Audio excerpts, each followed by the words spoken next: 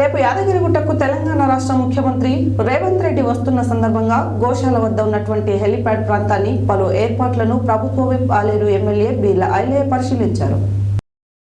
సోమవారం యాదగిరిగుట్టకు తెలంగాణ రాష్ట్ర ముఖ్యమంత్రి వర్యులు శ్రీ రేవంత్ రెడ్డి వస్తున్న సందర్భంలో గోశాల వద్ద ఉన్నటువంటి హెలిప్యాడ్స్ ప్రాంతాన్ని పలు ఏర్పాట్లను ప్రభుత్వ విప్ ఆలేరు ఎమ్మెల్యే శ్రీ బీర్ల ఐలయ్య పరిశీలించారు. అధికారులకు పలు సూచనలు చేశారు.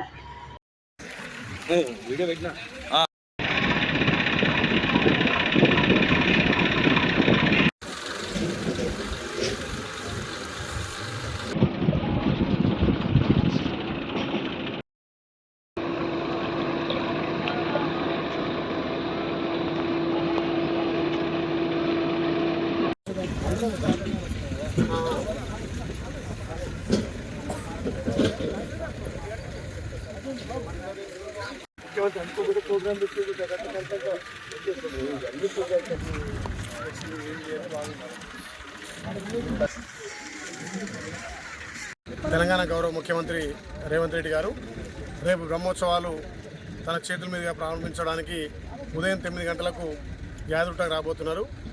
గౌరవ ముఖ్యమంత్రితో పాటు రాష్ట్ర మంత్రులు కూడా సుమారు 6 వచ్చి బ్రహ్మోత్సవాలను ప్రారంభించి రేపటి నుంచి 20 తారీఖు వరకు కూడా స్వామివారి బ్రహ్మోత్సవాలు అంగరంగ వైభవంగా జరుగుతాయి.